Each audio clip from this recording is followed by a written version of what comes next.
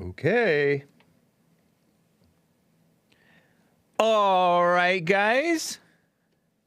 Quick little, actually, I'll hold off on that part. What's up, everybody? I am James Hake. This is the Hake Report. It's Tuesday, 9:02 a.m. U.S. Pacific Standard Time. March 2nd, 2021. I will get to your calls. 888-775-3773. But I have another quick little song for you while I'm introducing just what we'll talk about and letting people come on in. So, let's switch over to the beach scene and listen to Dry Bones by Soul Junk. Hit it.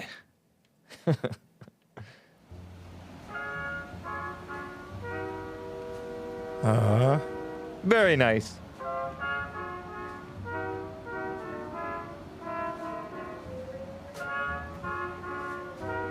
And I do see you guys on hold. Hit 1 if the volume's great. Hit 2 if it's too loud. And 3 if it's too quiet.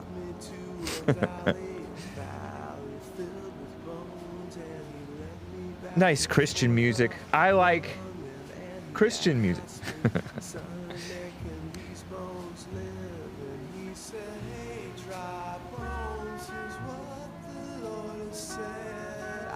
You know, guys, 3. I'm getting 3s, but maybe it's because I'm supposed to be talking over this. Yeah. Dawning Armor says 3. What's up, man? Good to see you again.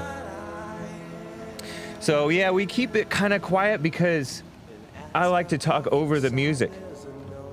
But I like the beach scene, a little bit of nice music. I got a super chat late yesterday from Hot Computer Smell on Streamlabs, streamlabs.com/The Hake Report. He said, I hope I'm not sounding like a kiss up, but I actually enjoy when you try different music on your show. One of my favorites was last summer when you played 16 Horsepower. Yeah, and I played that. 16 Horsepower. Nice Christian music. And especially No Temptation by Brian Wood, which I would like to request today. Yeah, No Temptation is a good song. I like that song. Let's bring the music down lower. And Koth Wilt said, Dawning Armor was awesome yesterday. Yes, and I enjoyed all the calls yesterday. And I have a lot of calls to get to today. My second favorite caller, Earl from Michigan, wants to come back with some things to talk about. I do want to talk about this Capitol riot fallout. The fallout. Don't give them the excuse, guys. It is not Trump's fault, despite what many liars say. Trump did call for 10,000 troops, as I previously reported. And there is more background. There is a person who was a Trump supporter, seemingly a nationalist, a guy who worked for the NSA director, Michael Flynn, General Flynn, the nationalist. And he turned out to be kind of a backstabber. What the heck? He was so much of a insider that some people thought he was Q. This young man named Ezra Cohen. I will talk about that. There's a crazy smear upon whites with the attacks on Asians. They're blaming Trump and whites for it. Give me a break. They're pushing reparations. Obama supported reparations. I told you about that yesterday. Just all kinds of stuff going on. Barack Obama has a podcast. If anybody listened to it, is it as good as mine? I doubt it. Definitely less truth being told. He co-hosts it with Bruce Springsteen. That guy who's used to sing some good songs, but pretty much an anti-American person. From way back into this day. The truth is being canceled. Amazon is burning books. To this day! Nice. I enjoy this music. I don't know if it goes well with me trying to talk over it, but whatever. There are major communist virus shutdowns still going on. and the people who are enforcing them are not taking them seriously themselves. There are phony Republican politicians, Ben Sass, Adam Kinzinger, who are being hailed as refusing to bow. Give me a break. To Trump because they're liberal, phony Republicans, rhinos. And I say liberal because they believe in the racism thing. What else can you be if you're falling for that lie? What else can you be? You can't be an honest person. I don't think. Honestly brainwashed? Maybe. I just don't think so, though. Immigration out of control? What a mess. Oh, and Prince Harry and Meghan Markle are spreading mess. They went on Oprah over the weekend, I think. It's terrible. Anyway, guys, all that and your calls. Is it time? Let's get on with the show. 1, 2, 3, 4. Oh, it's the Hake Report. The Hake Report. La la la. Oh, it's the Hake Report. The Hake Report. La la la. Hey, guys! Oh, it's the Hake Report. The Hake Report. La la la. Oh, it's the Hake Report. The Hake Report. La la la. So, how are you all doing? I am fine. I hope you enjoyed that little opening music. I'm still working it out, Somebody said Barry Sotero's podcast is called I Hate America. And that's a reference to Barack Hussein Obama. I heard that his last name, was that the Indonesian last name? Sotero? I don't know. But he went by Barry instead of Barack. Barry. Barry. Get it? Barack. Barry. And Sotero, I guess that's his Indonesian stepfather's last name. I don't know. I'm just purely guessing. And it is titled I Hate America. But it's not explicitly titled I Hate America. It's titled something like something renegades. Yeah, like they're real renegades. Born in the USA. And I've chuckled about this before because was Trump really born in the USA? We don't know.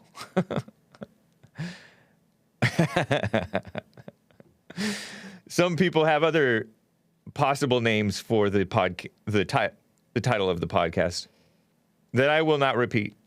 But yeah, Born in the USA was a Bruce Springsteen song, and no, it is not a pro-America song. It's smearing America, as I recall. Talks about, smearing our past wars that we got into, which I don't know, but just saying, off to kill the yellow man. That's actually a phrase that's repeated in the Born in the USA song. Pretending that it was about, we're just killing these people because they're yellow. Meaning Asians. What a shame. What a terrible shame.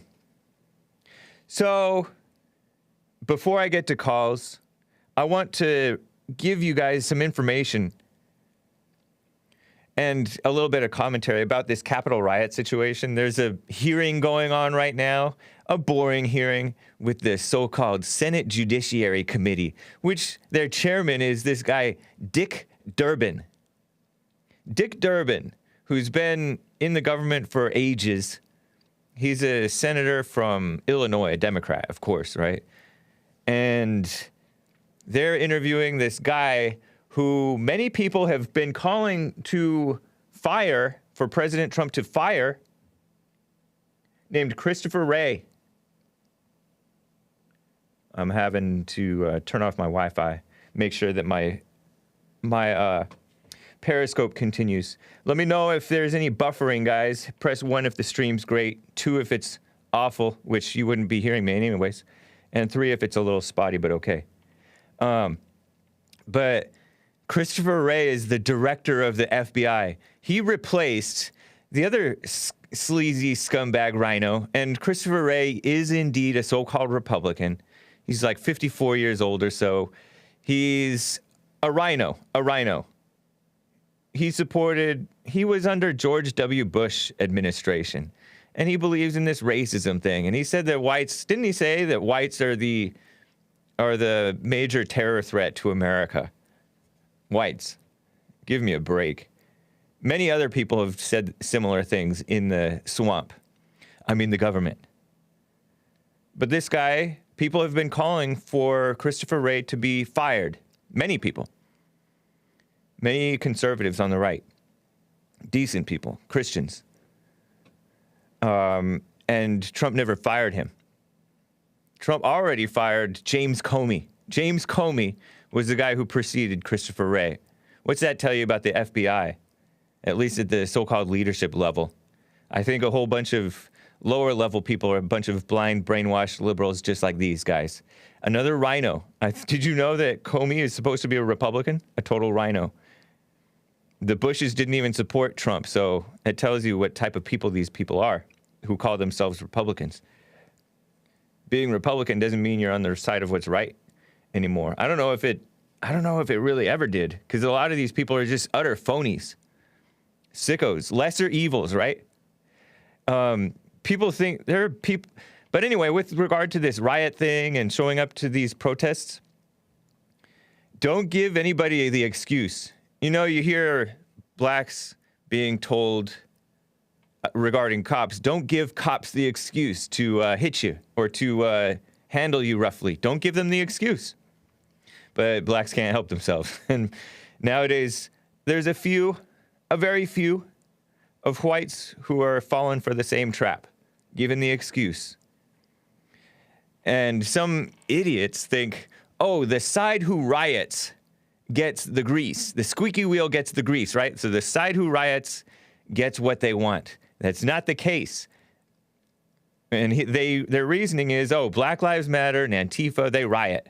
And they get pretty much everything they want on some level. And the attacks go against the Trump supporters, who are overwhelmingly well-behaved.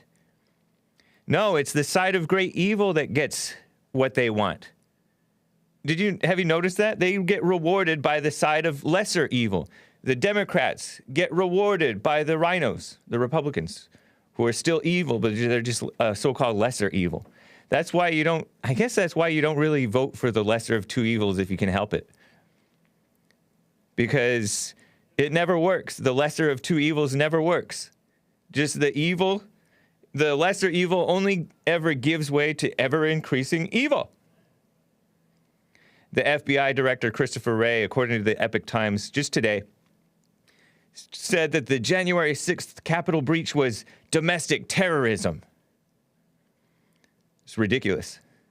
And maybe, I mean, if you want to get technical, I guess in some cases it was. If you're moshing with the Capitol Police and punching them and stuff like that, I guess, if you want to call it that. But they're, as you know, they're completely ignoring the greater evil upon America, which is the swamp, the government, and the people who are destroying cities with the shutdowns and with the riots and with the false smears upon whites and police. D.C. residents, 95% Democrats, according to the Revolver News, are begging the feds to take down the razor wire at the Capitol. Did you know that the Capitol, they put up a big fence around the Capitol to protect from the so-called domestic terrorists from invading? They put up a wall, or a fence anyway, and razor wire. Razor wire is like barbed wire, but worse, because it cuts you like crazy. And the DOJ is seeking new terror powers, according to Revolver and Yahoo News. Meanwhile, they endlessly repeat that this violent terrorist insurrection at the Capitol left 5 people dead. And that's an utter deception, as I've said before, and you've heard it on many other places. Tucker Carlson has mentioned it. those 5 people, one of them was a Trump supporter shot by a cop. And she wasn't doing anything but jumping through a window that she shouldn't have been jumping through. And then there was an officer who died. And there is new evidence that likely clears MAGA of the murder charge, because they're accusing these people of murdering the police. Some of them were punching. And there is a growing anti-cop element because the cops have been enforcing unjust laws. And people are getting sick of it. An unjust policy of anti-men, anti-freedom, all kinds of stuff going on. And then sometimes people don't like that cops sometimes get on a power trip or whatever. But they were claiming that this guy was hit with a fire extinguisher. And then that turned out it might have been fake news. It might have been fake news. What a mess. There are more than 300 criminal defendants with regard to this situation. 540 suspects. When I highly doubt even a third of those people did actual wrong. But anyway, it's not Trump's fault, though. It's not Trump's fault. He knew that the turnout would be huge. He called for 10,000 National Guard troops on January 6th, and reportedly Pelosi refused, according to Revolver and the National Pulse. Trump knew the January 6th turnout would be amazing. He'd been calling for people to show up. Many people did, including some of you guys. You guys stayed peaceful. He said that he gave the numbers to the Department of Defense, insisting 10,000 members of the National Guard would be needed. They took that number, from what I understand, this is Trump talking on Fox News with Steve Hilton, who was hosting after his CPAC speech, which took place last week. They took that number, from what I understand, they gave it to the people at the Capitol that is controlled by Pelosi, and I heard they rejected it because they didn't think it would look good. It reminds me a lot of the Charlottesville situation, where the whites and different people who love America, don't like these tearing down of our monuments, wanted to protest the tearing down of the General Robert E. Lee's statue. And they had a right to be there. They secured a permit, and they protested peacefully. And then Antifa showed up, and Black Lives Matter showed up, and cops didn't keep the parties separated.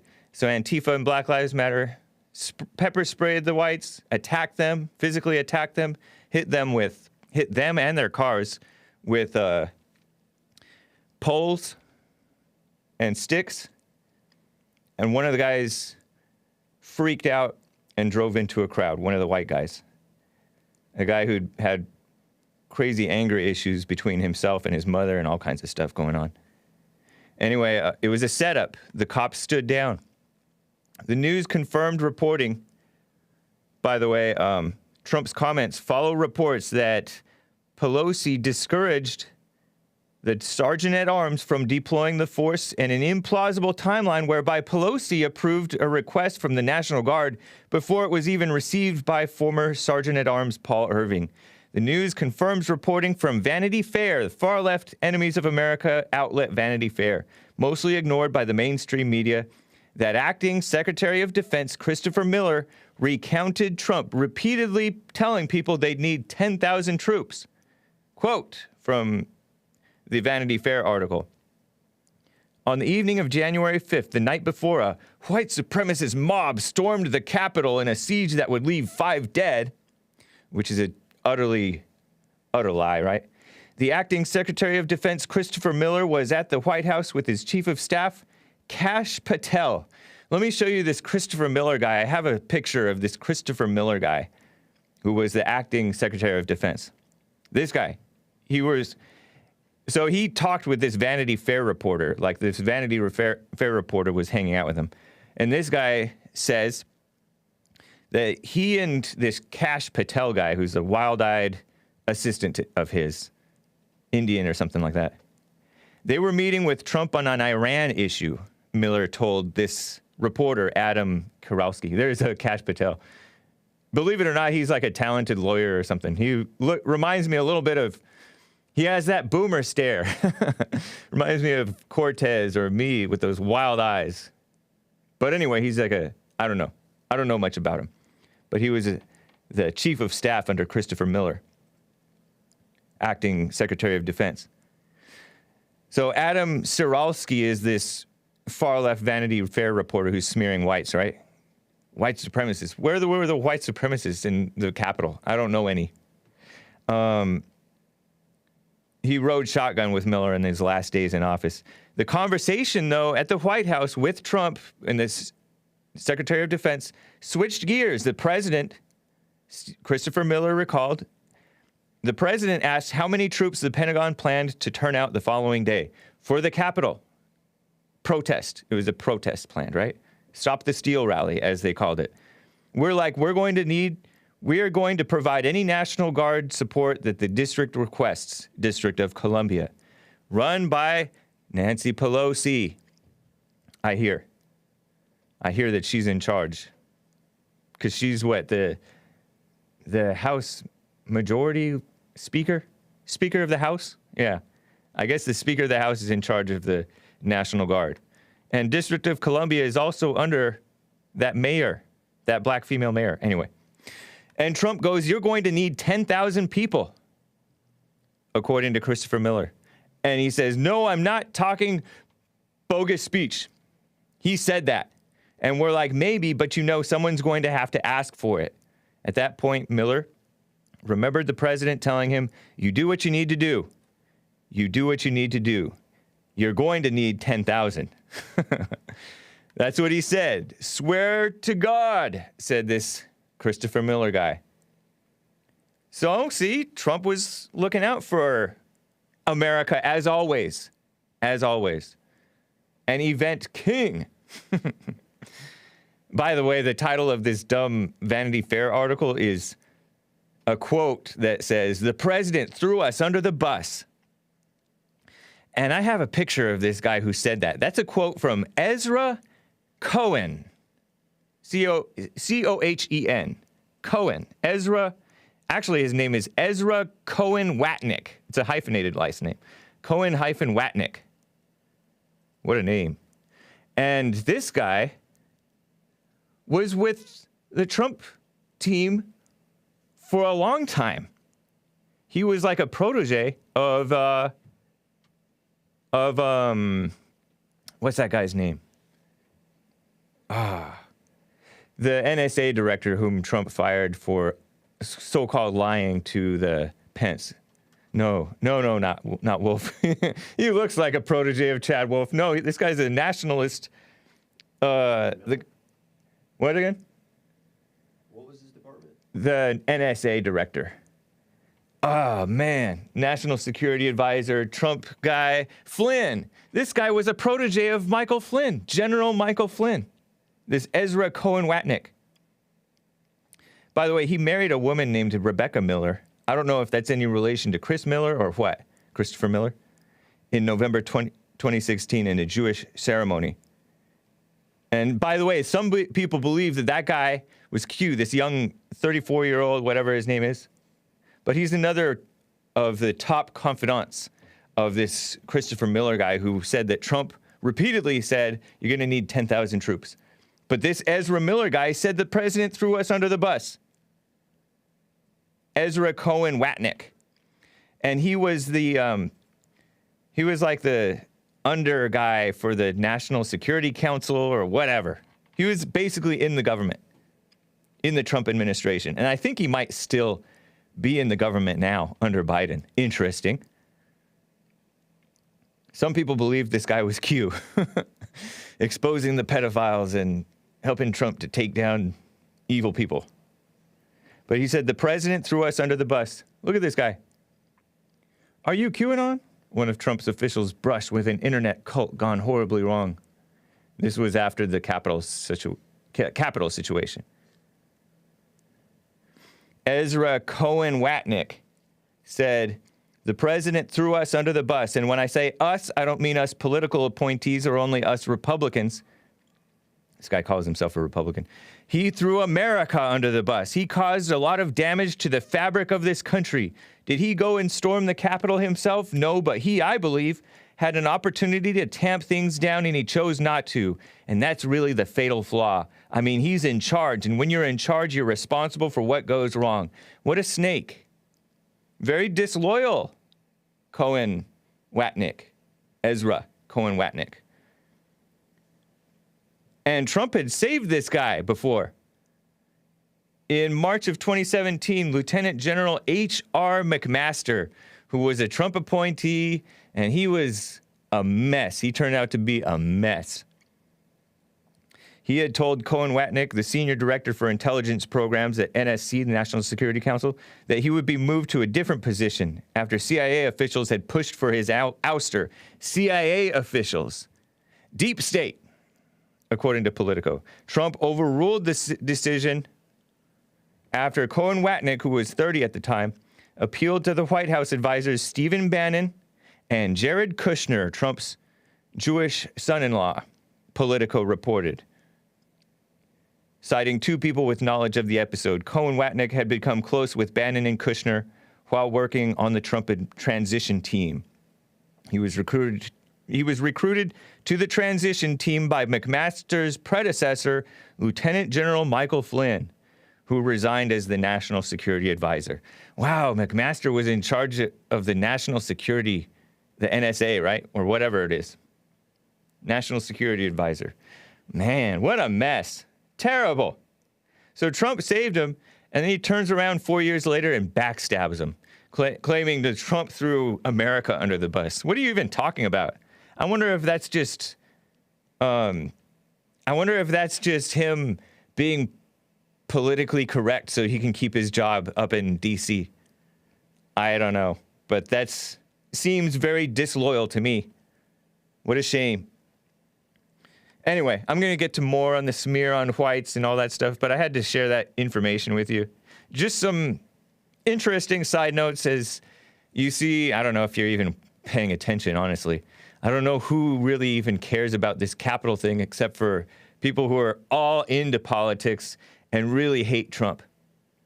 Other than that, I can't imagine that anybody's really all that concerned about the Capitol insurrection. Give me a break. Anyway, I got to get to Earl in Michigan. He wanted to finish up yesterday's conversation. He tried to ask me another question after 20 minutes of talking. So what's up, Earl? How are you doing? Hola, buenos dias. Hey. Yeah, James Hake. Good morning. Yeah, fella. But just FYI, if you don't believe Trump is responsible for the Capitol riots, I got a bridge I'd like to tell you. Are you? What is that supposed to mean, Earl? That you're stupid, that you're just a blind follower, and you can't see the forest for the trees. Back and at you. Anybody that points out anything your fearless God says, you call them a disloyal. That's a token symbol of a follower. You got to be blindly loyal. Nope, false. Utterly false. Don't go against the grain. The only thing that you said that's true, is that Trump is fearless. Yeah. The whole rest of it is a bunch of gobbledygook. You don't have no clue what you're talking about. You because you're a blind follower. In fact, you're just a blind, sheep follower, and just sheepless. Just get used to it. In fact, Earl. In fact, this guy Cohen never even mentioned a word that Trump said, so you don't know what you're talking about. I said you are You claim that I called him disloyal because he pointed out something that Trump said. He didn't point out anything that Trump said. I claim you claim just about anybody who disagrees with Trump as disloyal. No, this guy worked for Trump. You're such a follower. This guy worked for Trump, Earl. You can't say anything that your leader that disagrees with your leader, or that person He's not must my be leader. discredited. He's not my leader. He's a leader. You act like He's it's blasphemy America's to leader. talk- Earl, you're not making sense. No, I You can't. can't. You're just repeating the stupid media in, Oh, it ain't falsely what- claiming it that ain't Trump what- is what- guilty. What It's not what the makes media Trump says. responsible for the riot? What It's- makes Trump responsible it- for the riot, Earl? It's fact. It's fact. You always talk about where your source comes from. Your source comes from places like Epic Times, who said he wanted, he was going to be reelected. They and didn't they were say that. wrong. They did But not you say cited that. They did not say you that. cited that. You're lying. You cited They did not say that, Earl. The only paper Earl. in town that Earl. went with Trump as a winner. Earl, they did not say that. James! Yes, it did. No, it did not. And you recited it. No, I did you not. kept talking about what Epic Times says. When Fox News said that Biden won, and Epic Times that went against it and said Trump won. That's you false. Went with Epic Times. You have no clue what you're talking about, Earl.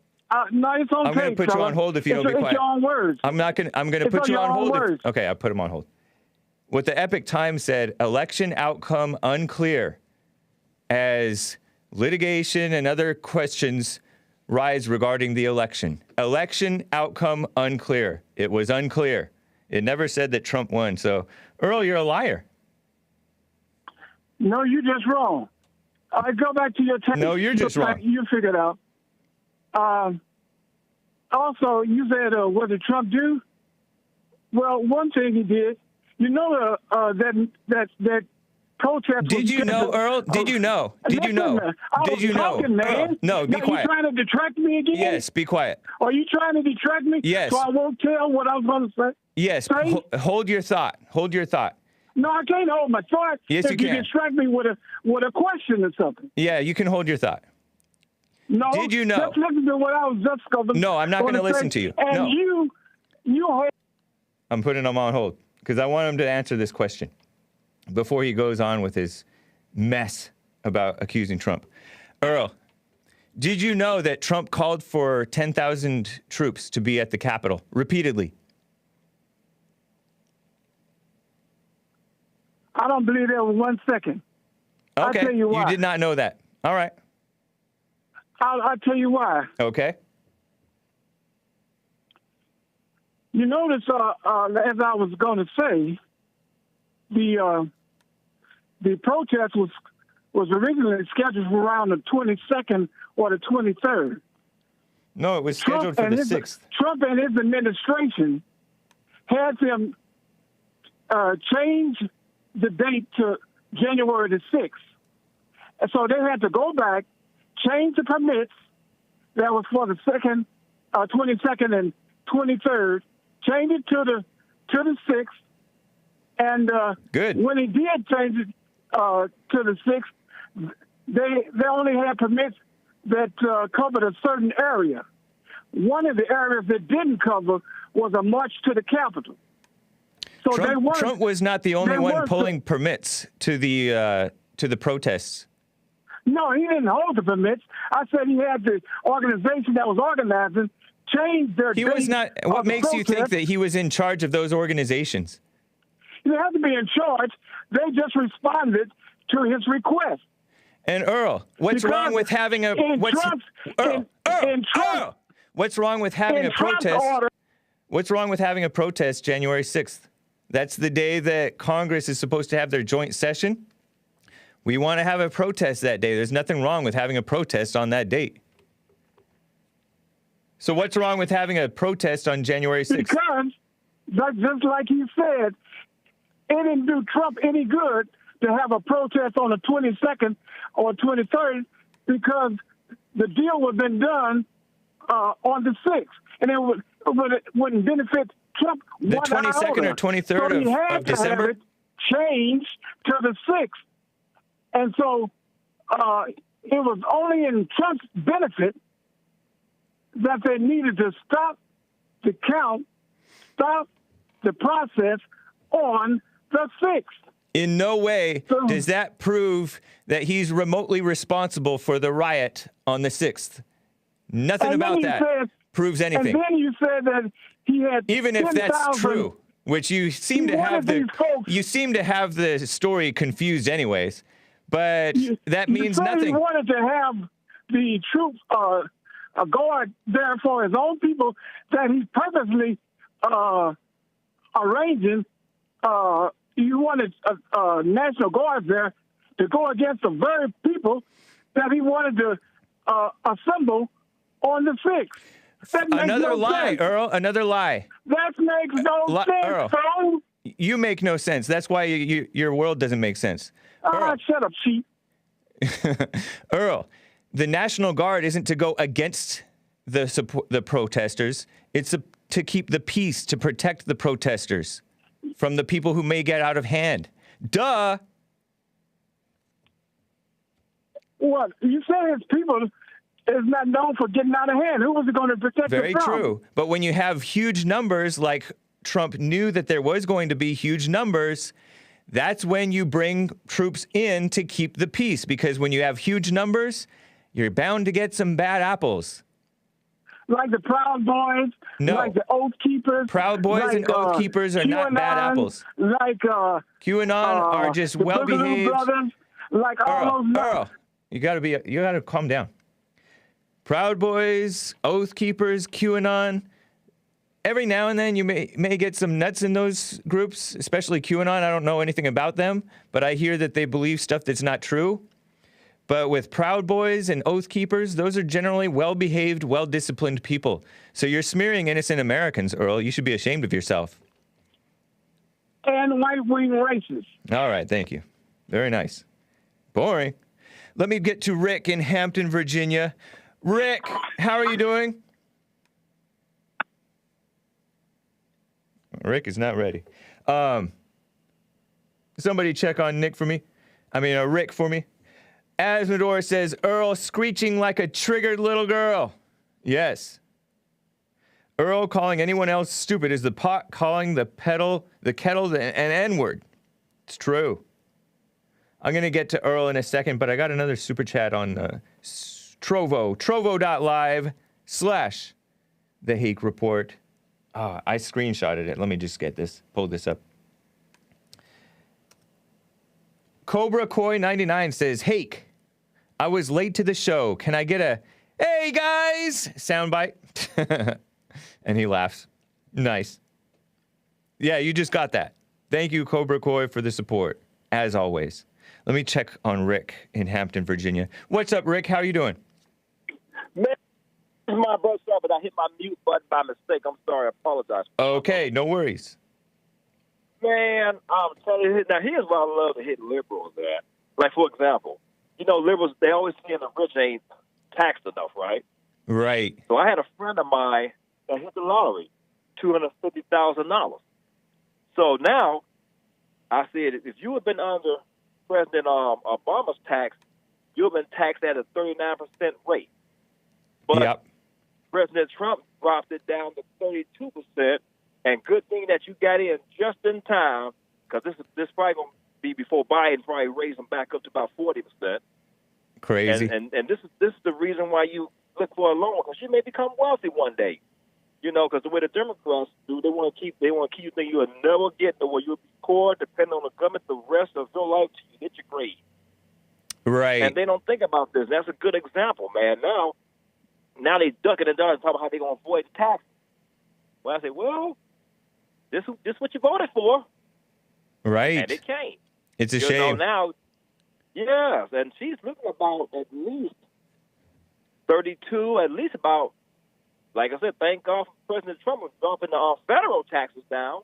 But when you get to with taxes, you're looking at about least about 40% in taxes. Wow. That's terrible. Yeah. And about time I was looking at it online, like an example, they said when it's all over, when you pay federal, state, Social Security, Medicaid, all that stuff, she'll have about $150,000. Yep.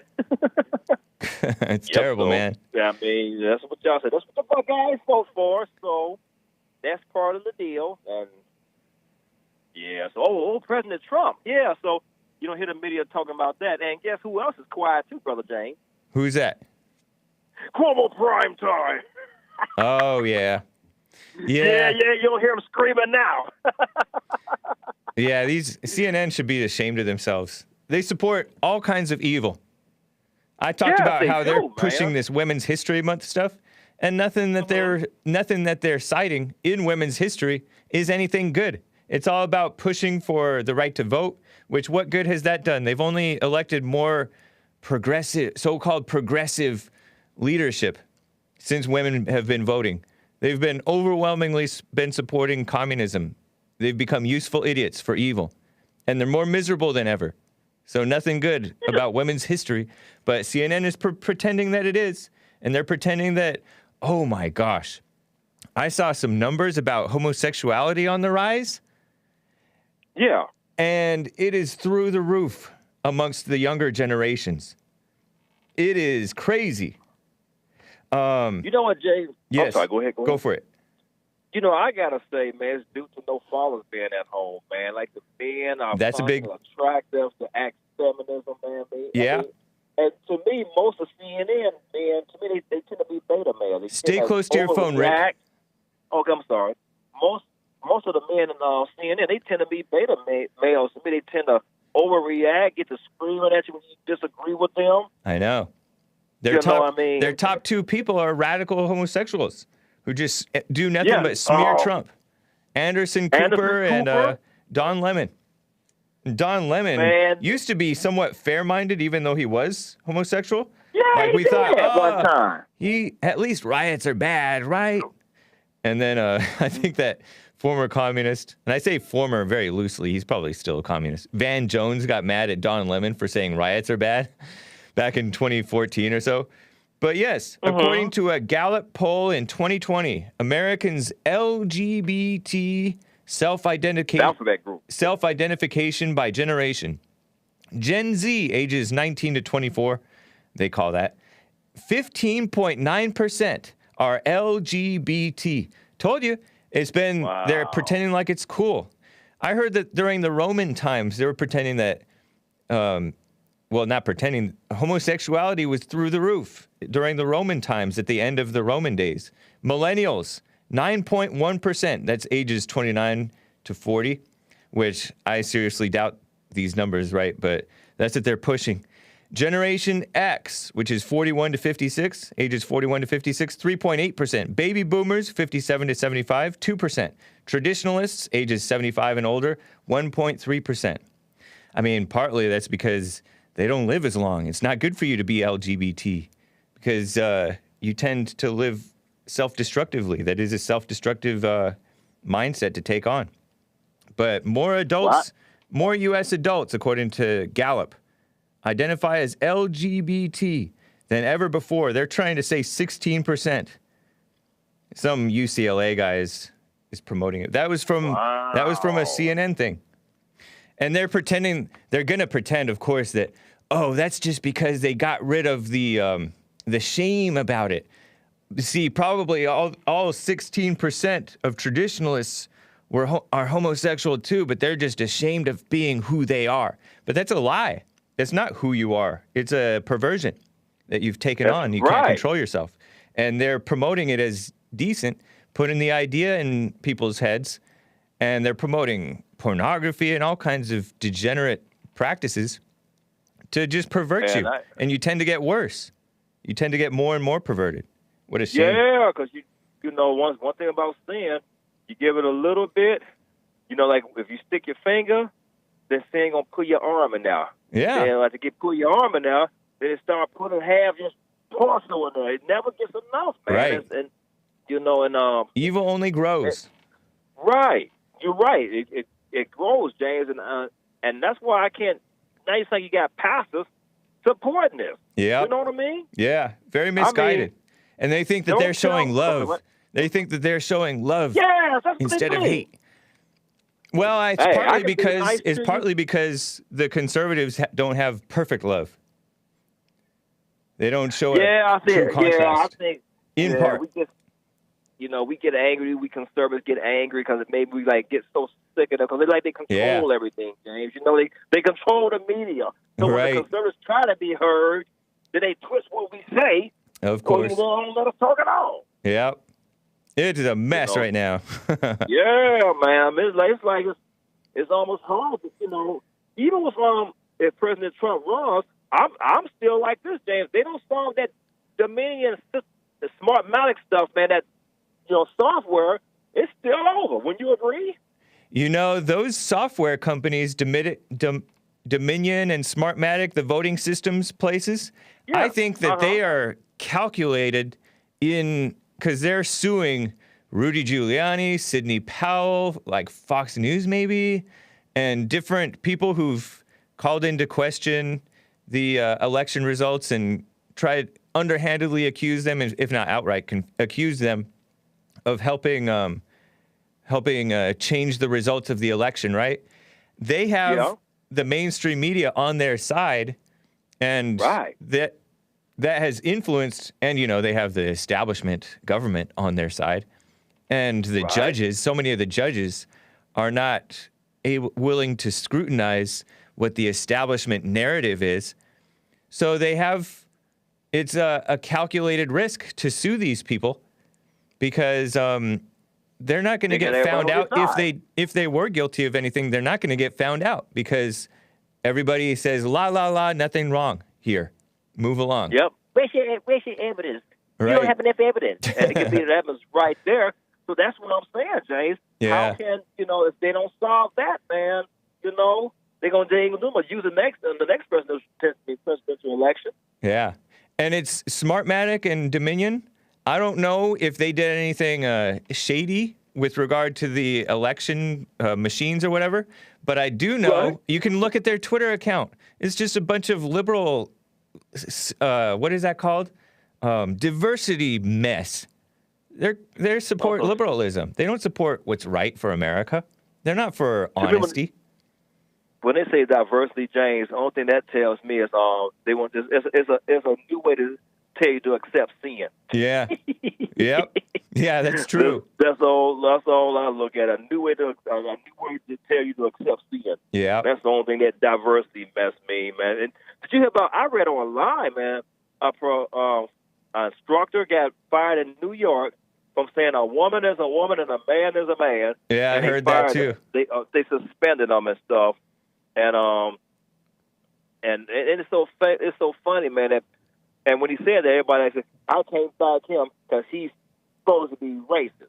Well, I said, if he's backing what God is saying, that a woman is a woman, man is a man, then me and him can shake hands. Right. I mean, it's just common sense. If he were racist, as the liberals say, then to me, God has changed his heart if he's standing for God, and that's the way I look at it. Yeah. I appreciate it, Rick. It's amazing. No problem, James. I love your show. Y'all keep up the good work, man. Thank you. Take care. Yes, sir. All right.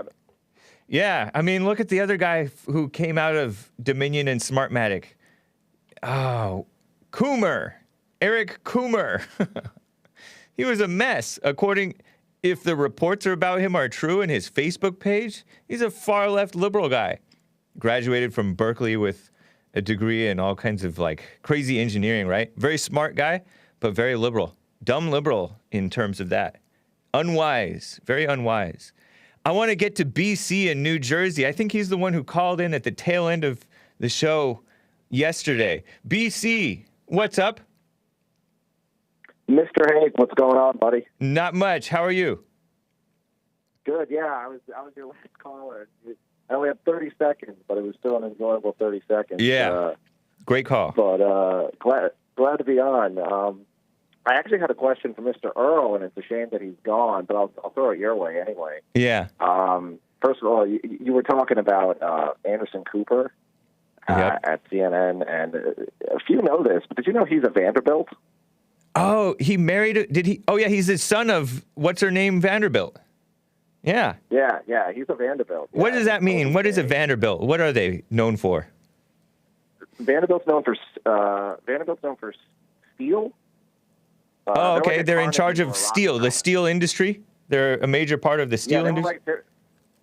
they were like a Carnegie back in the day, and so they're one of these elite globalist families, and so this is exactly how Anderson Cooper got this job. You know, he's the media wing of global capital, and it's no coincidence that he pushes LGBT, globalism, BLM, all the stuff, you know, and it just, you know, you were talking about like, you know, how these people on CNN changed their tune, and it's Van Jones. It actually isn't. I mean, Van Jones takes the same marching orders that they do. It's Jeff Zucker, the guy who owns CNN. You might want to look into him. He's an interesting character. He used to be in charge of like NBC or whatever was. NBC, that's right. Yeah, he was like friends with Trump when Trump was in charge of like one of the top shows over there.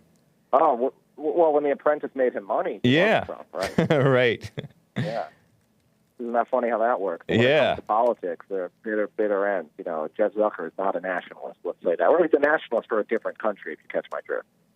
Yeah. Well, I wanted to ask Earl, but I'll throw it your way anyway. I heard that Anderson Cooper, let me briefly interrupt you. Anderson Cooper, go ahead, yeah. According to mentalfloss.com, he interned at the CIA. Yes, that's right. That's right. What the heck? I don't know if it was just. I think the CIA likes to say intern when they don't want to say agent. Oh, interesting. So he may have been more involved with the CIA than the word intern might lead you to think. Exactly. Interesting. Exactly. But yeah, so Earl was like to put the culpability of January 6th wholly onto Trump. Yeah. Trump ridiculous. Didn't stop it enough, and more info has come out that he actually tried to, and the Capitol said no. Yeah. So really, he did. But let's go with the initial thoughts of he called for the protest. The protest got out of hand, and him being the leader, he's somewhat responsible. Me and you both don't buy that, but let's enter that world of Earl. All right. I imagine Earl is the type of guy that complains about the Klan, right? The KKK? Years, the Klan, the KKK, you know. Is he willing to blame the feds and the deep state for that, seeing as probably 90% of Klan members for the past 40 years have been federal agents? Interesting. I doubt it, right? Yeah, I kind of doubt that he would be interested in that story or even know about it. Yeah, is he willing to blame Obama, Clinton, and Biden and Pelosi for enticing BLM ride-ins that cost the Americans billions of dollars last summer? Right. I doubt that. I doubt it. You know, so it seems like there's just a lot of picking and choosing that goes on, and it's just pure political, and I might even say it's purely racial. Like, I don't even know if he's like an actual liberal or if he's just pro-black, anti-white. Right. The Democratic Party is that type of way. Yeah. So I think you might be right about that. Yeah, and you know, do you have any thoughts on that? Yeah, I think that you're right because we've heard stories that the FBI and CIA, one of those deep state groups, was infiltrating the black radical groups, right? They they're trying to say that they were involved in the assassination of Malcolm X and stuff like that, and that they were trying to smear MLK, and basically what I understand from these so-called intelligence agencies is they see something that's getting popularity and they want their hands involved in it. They want influence on it. And if they can't have influence, they'll smear it and try to take it down. And basically, like, Proud Boys became very popular. It was started by Gavin McInnes, and he has a big platform, very popular host. And it became much bigger than Gavin McInnes because many of the people who are into Proud Boys, they just love America. They may be more so quote unquote extreme than Gavin, or they may be less extreme. Some of them are just liberals. But you're right about that. He wants in on it. What happened to the Proud Boys? They got smeared and torn down, torn apart. Well, and the new head guy who took it over after Gavin, turned out to be the federal informant. Right, Enrique Tarrio, a former. He doxed all those people to the feds. He was involved in all kinds of crime, and then he became a federal informant, according to And I don't know if he's done any Story informing. is all the time, right? What's that? A story is old as time, right? Right. The feds, they find someone who has all to lose and has made a mistake. They turn him, Yep. and then they have him infiltrate these groups or infiltrate these movements, and all of a sudden, the movement's dead and impotent, right? Isn't that funny how that works? Yeah. But people like Earl would never blame the people on top when it works out his way, but he'll blame people like Trump when it goes against his way, right? Yep. Yeah.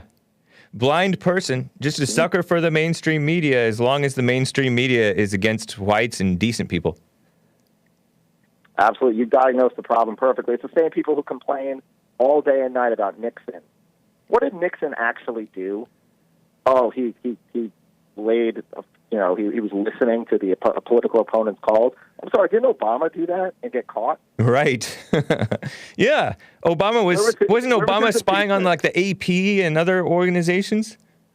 Yeah, he was spying on Trump. It's remember Trump's Yeah. He spied on my campaign and got caught. Right. And they're still trying to pretend that wasn't true, and it is. It was proven true, but they're still trying to downplay it. Yeah, exactly. That's why, Yeah. and hey, you're probably aware of this. I know JLP is, you probably are too. Most people, the masses, and this is even people on our side, are just reactive, responsive, no critical thought. So Earl will bark like a dog at these types of, injustices when it benefits him. But Yeah. he might be completely blind to it when it goes in his favor. He might not even know. 'Cause Right. Again, he just responds to what's said to him. Yeah. And he'll never blame Obama. He'll never blame, well, he might blame Bush because he's a Republican. He'll never blame Bill Clinton. He'll never blame, FDR or anyone that's blue, right? Yeah. Or black. But, Yep. It's globalists against nationalists, man. You know this better than most. Yeah. And it's really good versus evil because the nationalists fall into evil as well. And even without being a controlled opposition, they're controlled by their anger. So many of us. Yep. No, that's true. Like people who reject a true nationalism, an American nationalism, a Christian nationalism. We have sub-nationalists that are used to divide the country, and then we have the meta-nationalists, call them globalists, people who believe that nations don't exist. They run the world. And, I know. They're trying to destroy our civilization. Yep. It's a shame. It's crazy. I appreciate it, BC. It's good to hear from you. Yeah, great talking to you as always. Love the show. We'll watch it on Trovo.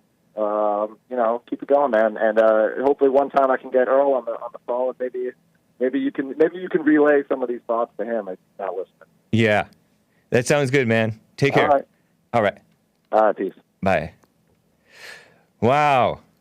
There is a major smear on whites. Another major outlet blames Trump for the rising violence against Asians. And the outlet's only clip, and this is Revolver News citing a Reuters tweet. And the only clip, and you probably saw this on the Jesse Lee Peterson show, was showing black assailants attacking an Asian-owned store, robbing Asians. Or maybe they're just robbing some Asians in the store. I don't know. But the U.S. Justice Department said it would investigate a rising wave of hate crimes, which don't exist. It don't exist. As Asian Americans, and many of them are not Americans, they're just Asians in America, just FYI, side note, have experienced a growing number of racially motivated attacks, and I don't know if it's racially motivated, or if it's just, you're vulnerable, so we're attacking you. The black criminals going after the Asians all over the country. Asian Americans have experienced a growing number of racially motivated attacks since former President Trump began referring to COVID-19 as a China virus. Yeah, and these are real Trump supporters, blacks. Not. By the way, the Asians are forming community patrols, and they're beginning to buy guns, according to Revolver, and good for them. But it's time to stop hating whites. Many Asians do. Or they're just suckered into this blind, brainwashed racism thing. Most Asians are Democrats, suckers. Or they become Republicans, but they become rhinos. There's this woman who I told you about her before. She won an election as a representative from maybe the Diamond Bar area here in California, not far from here. Maybe I'm confused about the exact location, but she's a representative, a U.S. congressman, a female congressman. And she said the GOP doesn't stand for the grand old party of white men. It's the Great Opportunity Party. And we have Asians and POCs and women. Stop kissing up to that mess, woman. Somebody mentions the rooftop Koreans. Yeah, the Koreans over in K-Town over here, just a couple miles that way. We're on the rooftops during the LA riots, back when I was in, fourth grade or something like that. Crazy LA riots after, I guess that was the Rodney King riots, when Rodney King, the guy who was on drugs, led a police on a high-speed chase and wouldn't get down. And I heard that they banned a chokehold, so they couldn't chokehold subdue him, so they had to hit him in the the joints to debilitate him. That's what I heard. I don't know if that's true. Look into it, somebody, for me.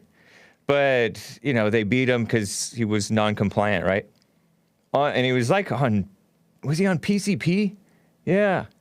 Rodney King, huge guy, big black guy. He was on the Jesse Lee Peterson show a year or 2 or 3 before he was found drowned in his pool. But he was talking about, can't we all just get along?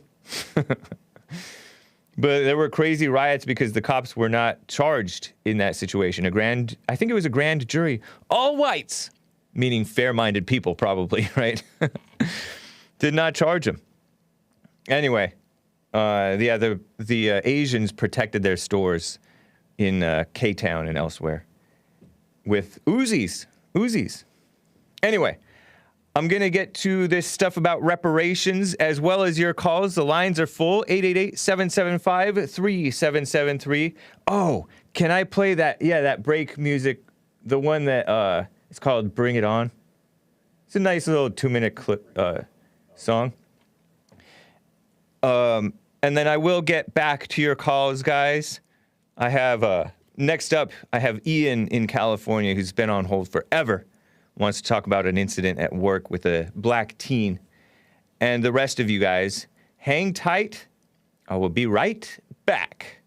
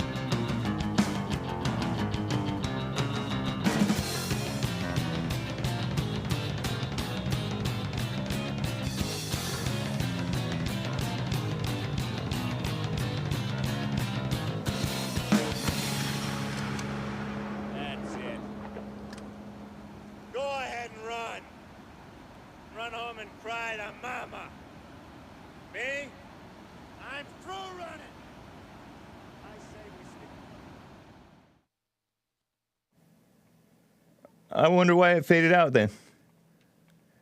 Maybe you were playing it in the were you playing it in the the video program?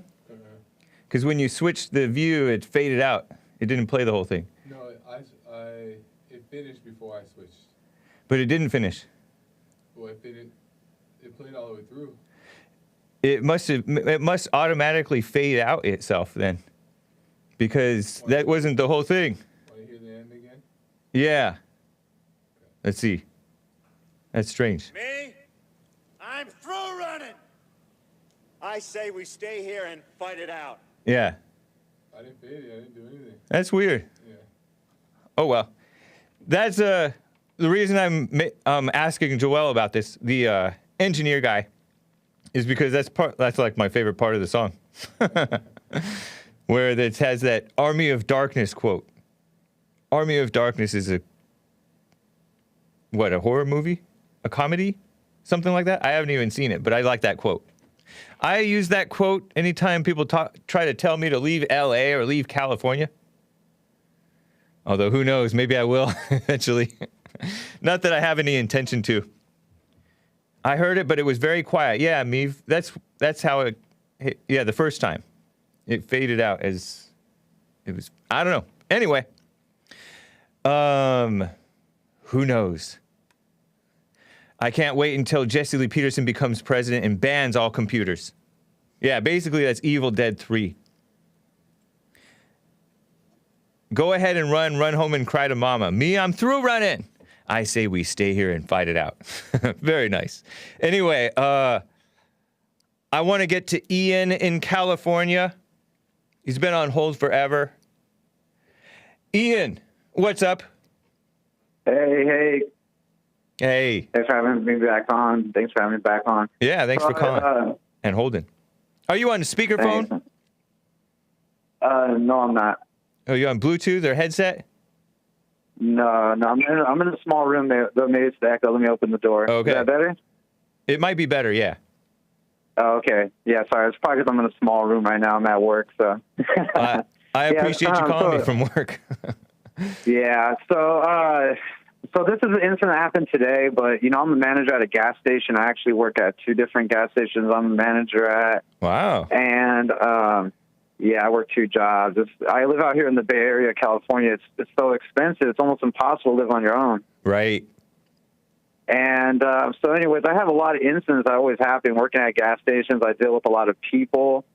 And, so the incident that happened today is just one of many things that I see a lot of black teens, causing destruction wherever they go. Number one, they just pull up at gas pumps all the time and just empty out their cars of trash. Even though there's a trash can right next to their door that's available for them, they won't care. They'll just throw all the trash out, leave it everywhere. On the ground? And on the ground, on top of the pumps, wow. Everywhere. All the time. I'm not really surprised to hear that. But I can imagine. This morning, this incident really got me because this kid came in. And he obviously was like a kid. He asked for a Swisher, right? So he can, And I told him, okay, let me see Swisher being the cigarillos, right? Yeah, Swisher exactly. sweets. Like what Michael Brown took from the store. And then strong armed the store manager. So he could roll a blunt. Yes. And he smoked some pot. Right. Yeah. So anyways, I told him, no, well, let me see your ID. And he's like, no, man, I always buy from here. Everyone always sells it to me. And I'm like, I'm not selling it to no kid. And he then starts, telling me all the people, what everyone looks like there that sells it to them. And I said, no, look, why would I sell to you when you're over here dry snitching on everybody here that you so-called sold it to you? You're right. And then he was like, well, if you want to act like that, you want to say I'm snitching, I'll beat your ass right now. And he started threatening me, telling me to come outside right now and fight him. So I wanted to, Hake. There was nothing but I've already have a felony charge on me for assault, and I've been dealing with that felony charge for more than 7 years now. I mean, I paid off Alameda County $8,000 or more in restitution fees. I've been to jail. I've been to Santa Rita. I come from an angry Mexican family where, no one's allowed to punk you. but I'm half white, and I live like white because I don't speak Spanish. Everyone sees me as a white guy, so I have to kind of go by that. But anyways, I called the cops on him, and the cops come, and of course they just let him walk away. Right. They don't do anything. I told him they don't. Of course, he's smiling at me, walking across the street, staring at me, smiling at me, telling me he's gonna come back and get me. And I have a nice car, Hake. I got like a $40,000 Lexus, and I always have to stress about one of these days these guys are gonna have to come back and take revenge on me. And this is not the first time. I had black teens that keep the pump, close their window with the pump in their window, and rip off the pump, even though I was just returning the wallet that they dropped on the floor. And that happened to me one time. I returned a wallet to a black teen. He opened his wallet and tried to start telling me I stole $100 from him. I was like, dude, I work here. I'm returning you your wallet. Why would I return you something that I stole from you? Right. And he literally ripped the pump out. That's crazy. And it's crazy, man. So, you got all these people that call up here and but I didn't tell you. I've had some bad white people there's a lot of white people that are on drugs. But the blacks always talk about the community, how coke and crack fucked up the community. Well, meth is fucking up the white community. Right. Keep it clean, Ian. Keep it clean. Oh, yeah, sorry. Yeah. I'm sorry. I'm sorry. I have to get rid of my ghetto-ness too. I'm trying to get out of here. I'm trying to get enough money, move away somewhere where the ghetto-ness is not part of the community, because it's right. super strong out here in the Bay Area. It's really strong. Especially at a gas station. Man, you got to be cool-headed, Ian. Yeah, I'm trying to get rid of that anger. I have a lot of anger that dwells in me. I pray to God to get rid of my lust, my anger. I want to be born again. I don't even want to have that. I'm definitely looking for some revelation. I want to be a good man. I want to have a wife and kids, and it's just a lot when you're born into a place that everything's against you. Yeah. Yeah, you don't want to turn these guys into unnecessary enemies that just... Yeah. Because some of these people are off. They will come back and try to get you or do something. And that's not necessary. Yeah, and honestly, I grew up... I grew up with my family. My family's Mexican. I never knew my white dad. I only grew up with my Mexican mom and my Mexican family, and they were all honestly pretty racist towards black people, but I never believed in that growing up. I had black friends. My best friend was black and all that stuff. But now that I'm older, now I see why they say the things they say by some of the actions. But not saying that I am racist, because I do have a lot of black customers every day. People that come here. Jesse Lee Peterson is one of my favorite people in the whole world. So, and he's black, and I'm not even good enough to wipe off the dust off his shoes. So, I love when he says that. Yeah. So, it is what it is. I just try to be real and tell the truth. And I do see a lot of bad things and like that. And just, it's the culture, it's the culture. People are idolizing thugs and stuff these days, and it's real bad, Yeah. That's wild, man. Well, thanks for the story. Keep, watch your back. Stay safe, man. Yeah. Thanks, man. All right. Thanks, you guys, for listening. All right. Take care, Ian. All right. Appreciate you. What a mess. Oh, but Ian, it's not racist. It's just... Anyway. Yeah. Crazy. Let me talk with Bobby in Texas. Wants to talk about these Trump backstabbers. Very disloyal backstabbers. What's up, Bobby? How are you doing? Pretty good, James. How you doing? Doing fine, thank you. Man, I was listening to Earl, and I just had to call in. It was just, this guy doesn't get it. It's like living in Michigan, and he thinks he's so privileged. He has no clue. Yeah, he has no clue what racism is. Like, you live in a place that coddles and just wipes your little bottom, changes your little poopy diaper, and then he comes on and calls in and complains about stuff that he really has no clue about. Yeah, he thinks that I'll call anybody a disloyal person if they don't follow lockstep with everything Trump says. And I'm pointing out that this guy accused Trump of making the problem worse for acknowledging what he sees as reality with regard to what happened with the election. when Trump was just being his usual peace-loving, truth-loving self. And this guy this Cohen guy who accused Trump of throwing America under the bus, that's not a decent thing to do about your boss who actually pulled for you. Anyway. Right, exactly. And you got to be clear, like when we call these people disloyal, for the most part, we're calling these people that came and begged Donald Trump to give them an endorsement and help them, get their position. And then as soon as they get it, they don't like how things are going, so they want to turn and tuck tail and run. Yeah, these people abandon their disloyal. Fair weather so-called friends. They abandon him as quickly as it looks like he's lost favor or power, so-called power, worldly power.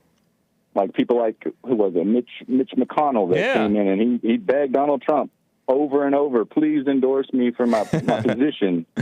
And when he did, he took it, won, and then he completely, like 2 weeks later, backstabbed Donald Trump and was just like, this is, and showed the whole world. I mean, we don't call Liz Cheney, we don't call, Mitt Romney backstabbers. We know where they stood. Yeah, they're evil. They are backstabbers, though, because they claim to be Republicans. There's nothing Republican about them. Or at least not decent. Not backstabbing Donald Trump. They made their place. They right. We all know where they stand. All wrong. Right. They're just backstabbing America. It's crazy to hear Earl call in and try and say like, oh, you just say anybody that doesn't toe the party line with Donald Trump is a turncoat. Like, people who don't toe the party line are turncoats. But if you don't back Trump, that's up to you, unless you, will use that to beg Donald Trump to help you, achieve something, and then as soon as you get it, then you turn around and stick the knife in. Yep. Yeah. That guy was on thin ice, and Trump came in and protected him. McMaster was going for him. Is going to reassign him. This Ezra Cohen hyphenated last name guy. Yeah. It's always positive when you got a man with a hyphenated name. Right. It's very leery. Reminds me of Mark Ridley Thomas, who used to be I think he was a commissioner, county commissioner or something like that. Anyway. The way I see it is if I only want to vote for people who the entire left is against. If you've got your target on your back from everyone on the left, you're bona fide. You're legit. You pass the test. We want you in office. Yeah, maybe. To fight every day for your life. I like Josh Hawley, and I love Taylor Green. Like these people that are just under constant assault. Like I feel like those people have passed the test. They're willing to go that extra mile and fight for what's right. I don't trust Marjorie Taylor Greene because she has a hyphenated last name, and then she's like she's a woman. I guess she doesn't really belong in there, but I do like her stances. I like that she's stood on what's right. I like somebody that'll fight. I like somebody that'll take it and against all the odds. Honestly, I can't just go by what the left is attacking, although that does help you, makes you have to look at these people. But you have to look at the people themselves. Josh Hawley has been kind of hit and miss, honestly. He's not as solid as some might think. I'd go a lot further with him than the majority of the Republican Party, though. For sure. Definitely. Like he's still one that I'll take anybody that'll stand up for themselves. Right. And not just cower down because they were told to by the left and they got in trouble. Yeah. So I want somebody that's at least willing to back it up. He may not be perfect on every issue and may not have the great, stance for everything, but at least he has the conviction to stand up for himself. It just seems like a big performance, though, Like these people are not truly fighting. They're just kind of like the rest of America, just living their lives trying to make it. And they're weak people generally still, even though they're polished in some way or they're charming in some way, charming enough to become a politician and to fool enough people to vote for them. And that's true. They all seem like they're just phony performers. Yeah. I just don't know that I feel that way about Taylor Greene and Hawley, and there's about 9, I guess, Republican people that I can think of that are that are pretty strong. Jim Jordan, that hold down, and they seem like they at least back themselves up. They have the conviction to at least, whether it's right or wrong, at least they have the conviction to stand up for themselves. Just keep an eye on them, man, because including Jim Jordan, all those guys, I do not trust any of them. Give me one Republican that you'd be like, yeah, that guy, except for Donald Trump. Give me one that stands out there and Clarence Thomas. That does, yeah. But you say Clarence Thomas? Yeah. But he's not really. He's not a representative. He's a judge. Yeah. His seat's for life. Give me a representative that actually has something on the line that can have something to lose. No, I mean, those are the guys that you would turn to and hope that they would do the right thing. But I just don't trust them to be trust solid. and the government don't go together. So yeah, for sure. That should definitely go right out the window as far as we're saying trust. I don't trust any politician. Right. Anyway, hopefully those guys come through. And we all have to do our part for sure, because it's a sinking ship right now. Yeah, we got a whole ship of rats. I want to see. I'm interested to see if we are able to primary some of these like Mitch McConnell's out and see who they kind of try and put in their place. That would be amazing. It's interesting. People call for term limits, right? And I like the idea, but there is this center-left guy who's somewhat nationalist, maybe, if there is such a thing, who's like a liberal, who said term limits are just going to make it so that just novices, meaning newcomers, people who don't really know how it works, come into the government and they have no power. Meanwhile, the deep state that has been the deep state for ages, people who are lifelong career bureaucrats, are well familiar with what goes on, and they're going to just run roughshod over the newcomer politicians, which is going to be perpetual newcomer politicians. So and I think that's what you see with like the Marguerite Taylor Greene, and even Josh Hawley, is that they're kind of young blood, and they're not, able to, really stand up against the Pelosi's and the McCarthy's. McCarthy's. Which one is McCarthy? He's Republican. Okay. Oh, yeah. I think he's the Kevin McCarthy right now. Kevin McCarthy, right? Yeah, that guy. Yeah. Rhino. But these people have been in office for so long. They work for the same contracts that have been paying the bills for so long. Yep.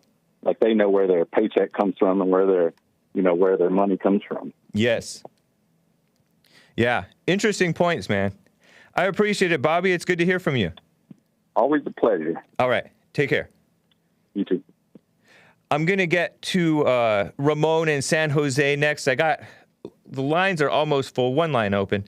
But quickly, I would just want to cover this story for you guys. This came out of the Washington Compost a few days ago, Saturday, I think. It's shared by the Houston Chronicle, I think. A New York Police Department cop allegedly confessed to aiding in Malcolm X's assassination. His daughter says the letter is fake.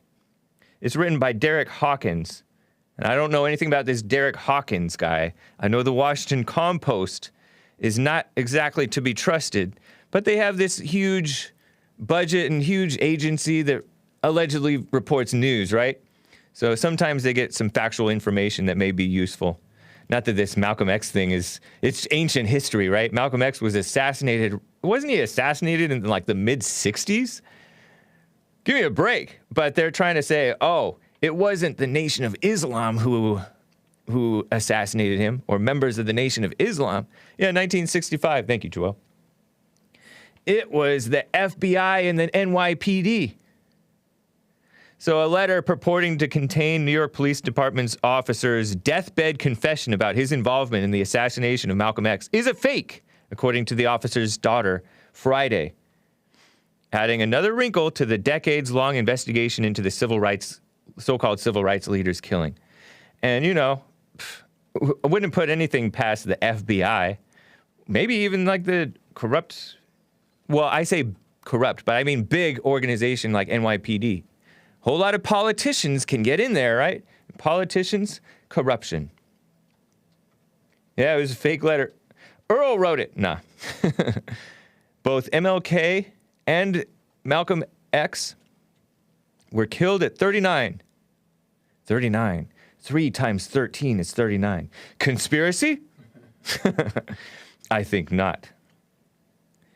No, yeah, supposedly this Raymond A. Wood guy,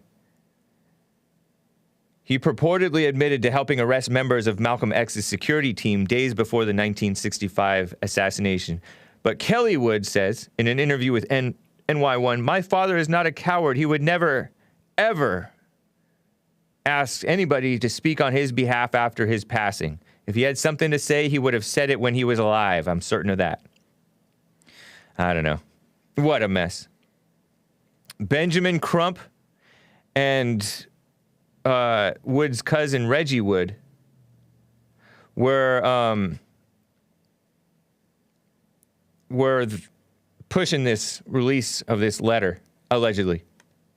Benjamin Crump, that guy, that Black Lives Matter lawyer, I don't know what to say about that. Sounds like shenanigans. Anyway, it's just dredging up just old grudges, basically.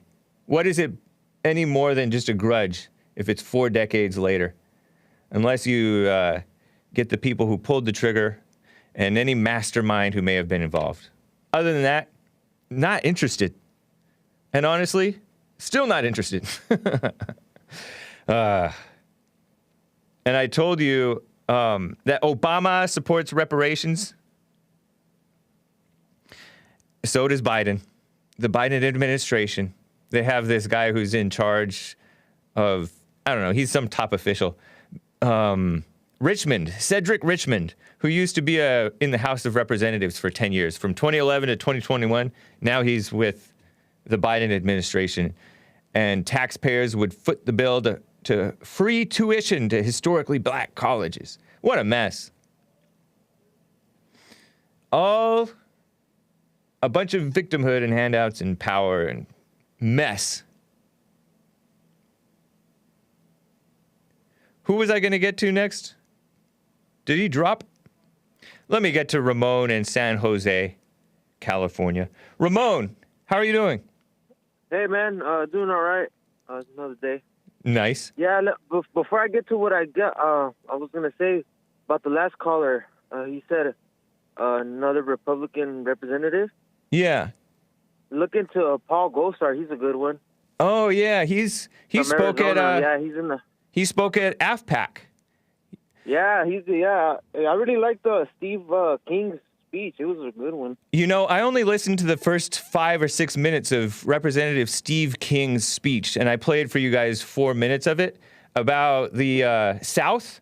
The South? Yeah, he did, the South. But somebody made a strange comment that seemed to imply that Steve King was taking back things that he had said in the past, which I didn't really get the notion that that's what he would do, but I haven't heard the rest of his speech. So yeah, I don't know. Maybe it was just somebody misreading his speech to be weakness or something. I didn't really understand. Because he was when he brought that up, he was talking about how the left changes our symbols and right, like how white nationalists used to mean something else. Now they changed it, and everybody goes along with it, you know? Yeah. Instead of standing up and saying, no, this is what it actually means. Yep. Interesting. But so Paul Gosar. Yeah, and then, Paul Gosar. Where's he from? Arizona? Arizona, yeah. Okay. He's the House of Representatives from Arizona. I think he was one of the first ones or the first one that was gonna challenge the vote. Oh, yes. I know that much. Record. I do know that. Yeah, and he wants to give out $10,000 for stimulus for the people. Okay. But the way he wants to do that is to take it away from instead of giving foreign aid, give it to the people that need it. That would be awesome. I think that's a long shot, but that would be great. Yeah, right? I heard that he had a great speech, too. I didn't catch any of it. And the YouTube video that had it seems to have been taken down. I couldn't find it in my watch history, which is odd. Yeah, this is the shadow ban or something. worse than that. I think it's been outright deleted. I don't know. Yeah, and then on voting limits, term limits. Yeah. I think our voting is the term limit. You know, like I don't think we should do voting limits. Okay, term limits. We gotta get back. We gotta get back to voting them out when they do something we don't like. You know. Yes, we need the people to change, for sure. Yeah, there you go. That's what I'm saying. They want to add all these, because like you know, it's better to have someone there to get the experience and get the connections, and if we put a good person in there, then you know, why would we want them to leave? Right. You know? Yeah, I agree. Yeah. So all right. So about the CPAC, I just want to get your comment on what do you think about that video where they were wheeling out a golden Trump? Oh, I didn't see that video. I saw a picture of it in a headline, but I don't know anything about it. Yeah, you know, for me, my first thoughts were like, wow, a little too much, you know, a little like too much on the edge of kind of like a golden calf. like a golden calf, like an idol. Yeah, that's strange. It just shows that for like it's, I have hope, that America could come back from this, but it's like, man, dude, the majority, left or right, is a little too much into it. You know what I mean? They're taking the joke too far. Yeah. Yeah, there was this poll that came out. Actually, the CPAC CPAC is known for holding a poll in terms of who would you want to be president, right? So Trump, of course, dominated that poll. And I was happy to learn that Ron DeSantis was right behind him, or, a ways behind him, but in second place. The only other... I've seen that poll with Trump on the ticket. Trump wins, but if there was no Trump, Ron DeSantis wins the whole thing. I kind of like Ron DeSantis. I don't know much about him. I hope he stays strong, but I'm pleased with that guy. He seems to be, it's his first term, if anything, stronger. Yeah. It's his first term. Yeah, that's what I'm saying. To me, like, I like Trump, but, like, I've put it like how Jesse says, put a space between us. Yes. And, because there's a lot of things I don't like that he's done in far as, the gay agenda, and then on top of that, the like how he, especially like lately, he endorses some bad people, like, you know what I mean? Not so good people. Yeah. Or people that have gone against him in the past, and he still ends up endorsing them. Right. Just look at the people he hires. It's like, come on, man. Yeah. I mean, that guy. I don't even honestly necessarily want him to run in 2024, unless he really wants to. But who knows what's going to happen in 2024 or between now and then? If he does, I would support him, of course. But I don't know that I'm like, I want Trump in 2024. I want him to be powerful now for what's right. Yeah, it was a net positive, because like a lot of people say, when I hear it's Trump's party, I mean that's cool, but I would like to look at it as more as America First kind of, not Nate Fuentes America First, but like the slogan America First. That's why Trump channeled that. That's why he's the symbol of that right now. Yeah. But like we just gotta keep progressing. Yeah, he was a good start. He's a net positive all around. Yeah. But we gotta get still hammer that in, that like we want to bring the family back. We want to bring our values back. And so, Trump was a good start, honestly, because, who else would have started it? It woke a lot of people up, but a lot of, I see like the golden Trump. I'm like, man, these people, I don't know what the heck, no, he's not. You can't take everything he says golden, like there's some things that he needs to work on as well, Trump. Yeah, he's not the man, he's a man. And we've been there you go. We've been wanting a man in office, and thank God he was in office, but we need more men. It's not just about him. Donald Trump Jr., he doesn't seem so solid. Like, people don't want to look at their personal lives of the politicians and stuff, but you got to, why is he dating the older women that, he's got kids and stuff, Yep, I agree. There's something wrong there. Yeah, I hope that guy is able to shake out of that. Yeah, Don Jr., I wish him well. I love the guy. I hope he shakes out of this mess that he's getting himself into right now, though. Yeah, it's never too late. Just look at his dad, right? Right. Very true. Right on, Ramon. Appreciate you. Thank you, too. All right, thank you. Definitely. Take care. Bye-bye. Very nice. Darryl is a first-time caller in Virginia, wants to talk about the election shenanigans. And then I'll get to Art in Ohio and the rest of you guys. Darryl, what's up? How are you doing? I'm doing okay, Hake. I think that you got to be really corrupt to run for office. I mean, I don't think there's no way that you could actually win an office if you're not corrupt. You think so? Yeah, I think for sure. Yeah, politicians. No have exceptions. To be corrupt. No exceptions. I don't think there's any exceptions. I don't know. I don't know what. I don't see any other way. I mean, you got to be a person that has to lie and treat people like they're inferior. And what do you mean treat people like they're inferior? That they're basically beneath you, and that they're stupid, and they will believe anything that you say. And but there are people like that.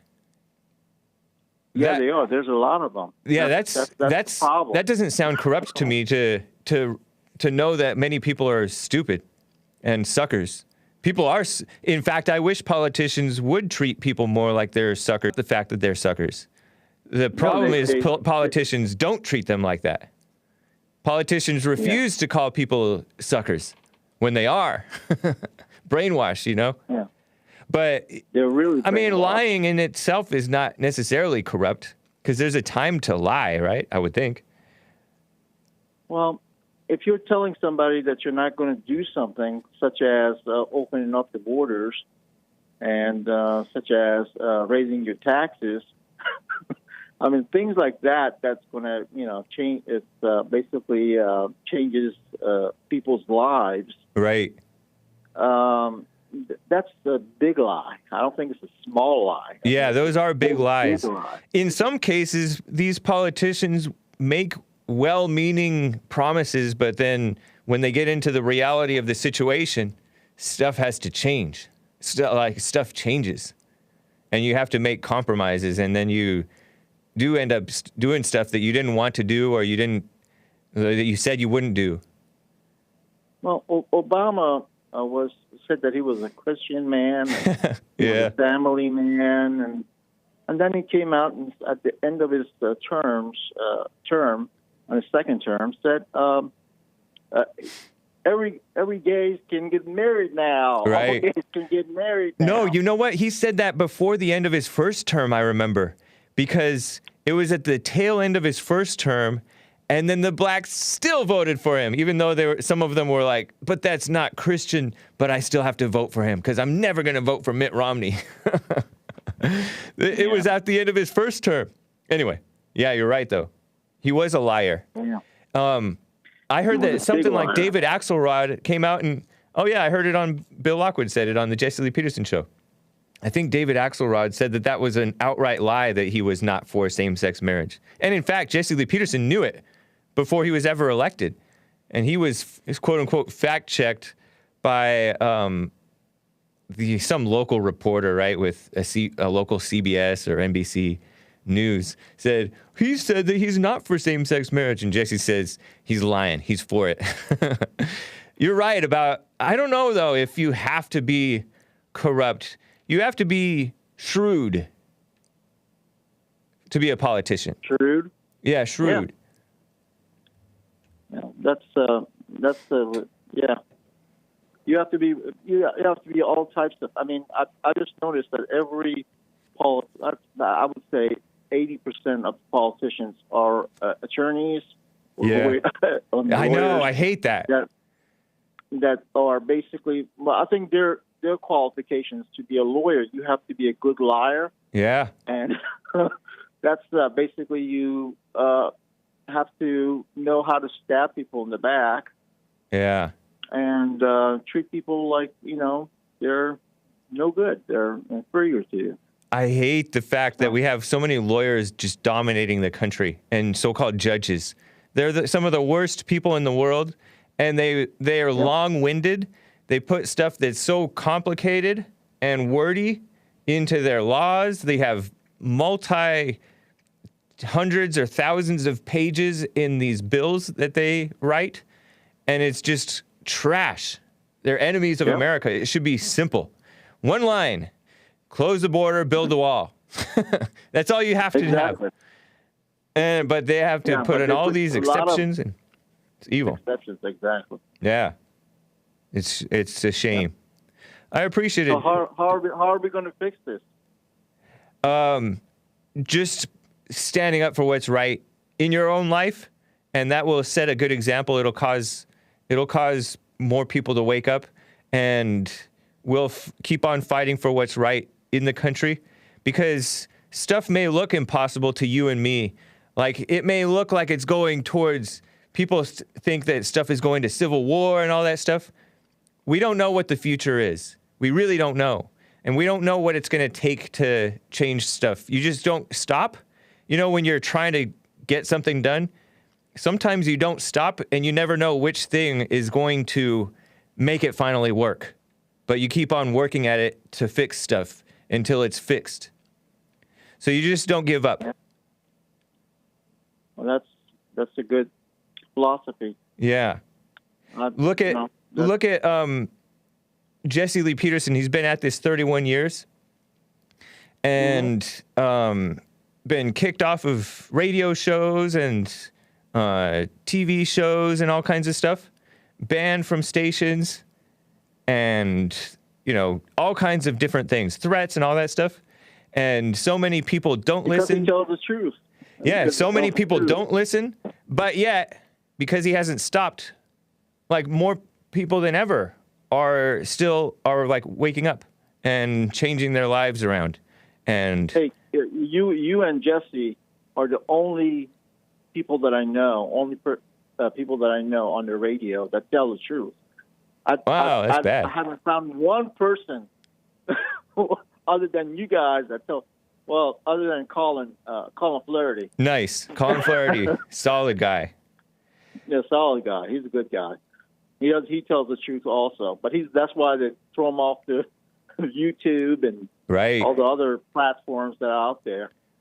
I mean, he's every time I go and try to watch one of his videos, and I basically send one of his videos to my friends, try to prove to them that there is a problem out there, like the black teenagers, violence basically in schools and in malls, and they're basically are deplatforming him. They're basically taking all his videos down. Yeah, you can't find anything on him anymore. I mean, I know that he went to Minds.com. Is he still on Minds.com? Minds? Few of his things are, but he doesn't have his full catalog like he used to have on YouTube. Yeah, so much of it stuff got just taken down. No recourse. All just for just sharing the truth. Without racism, without rancor, as he always says. Just a decent guy.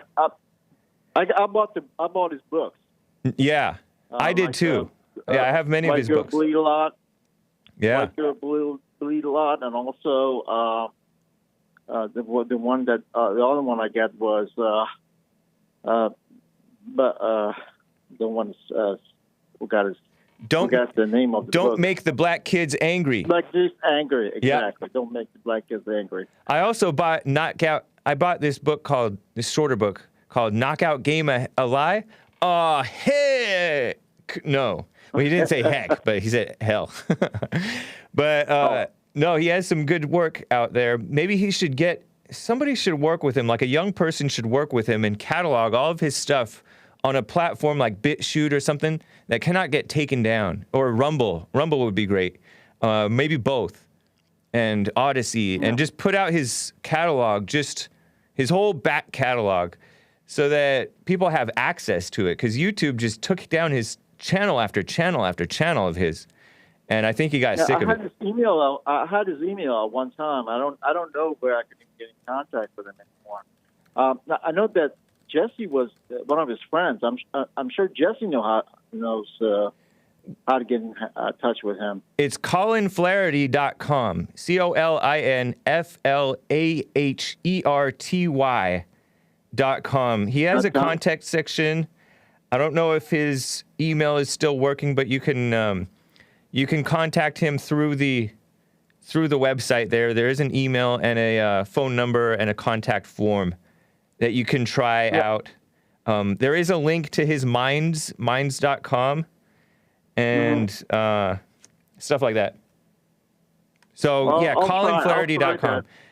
And it says, this channel is NSFW, not safe for work. Let's see. What was his last remind? 2 days ago, he reminded. Remind is like retweet on minds.com. VDare. And so he's retweeting VDare and other things. I don't see a whole lot of his own activity. I know he's had some health issues relatively recently, so I don't know. Yeah. But he's a great journalist. Didn't he go out there in this election he actually had they actually marched.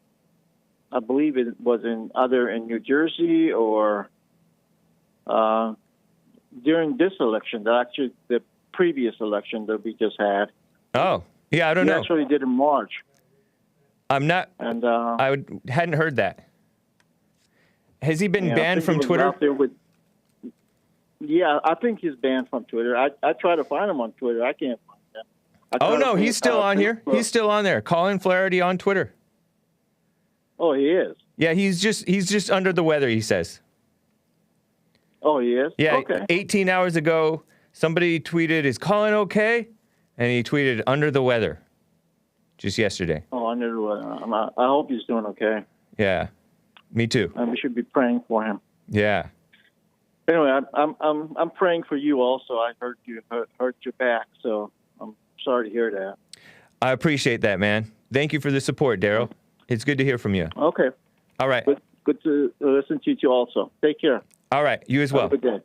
Bye. Okay, bye-bye. Very nice. Art in Ohio has been on hold forever. You have a response for Earl. Art, how are you doing? What's up with Hake, my main man? Nothing much. How about you? I'm all right. Alpha dog, Shaggy. What? So, yeah, man.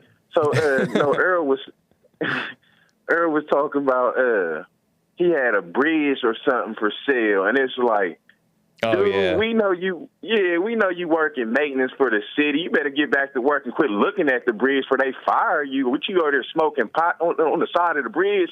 You don't got no dang on bridge for sale, young man. Yeah, he's trying to call me a sucker, which is rich coming from him. Yeah. My thing is, okay, then my other thing, I shout out to that Bill Lockwood dude from Jesse Lee Peterson, because I watched that earlier. Yes. And he was definitely on point. Yep. And then dude called in. I hate to just go back to his show, but I just want to make a quick point because it carries on to something that happened on your show. Long story, it was a dude that called and was like, he was like, basically, he can't get into the Bible and the Christianity thing, and how does that come into the Bible come into your morals or whatnot? Well, how the Bible comes into your morals is that it tells you that you can't kill, you have freedom to run the land. All that comes unless you know and you get that your moral compass from the Bible. And when you steer away from that, that's just like a kid as a baby pushing or hurting another kid. He doesn't know that he's hurting another kid until he learns that from his parents. Like, you can't do that. No, that's bad. You see what I'm saying? Yeah. We don't actually. That's just like even a dog biting you. A dog really don't know he's biting you or hurting you until he sees the reaction and knows he's hurting you. You see what I'm saying? Yeah. So your Bible is where you're gonna get your compass, and then when you steer away from that, that's where you see all this gay nonsense, the women running the house, not listening, these younger generation whites and blacks, they killing and getting killed at early ages, let alone these females wonder why in these houses the kids don't listen to them because you don't listen to them. You want somebody to listen to you, but you don't listen to them. Then the kids end up growing up getting hurt.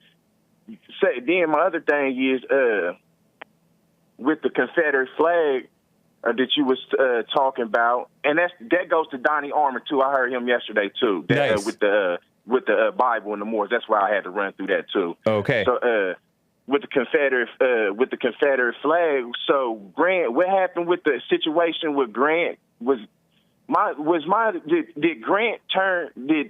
Grant fought for basically the conservative for us to be on capitalism, right?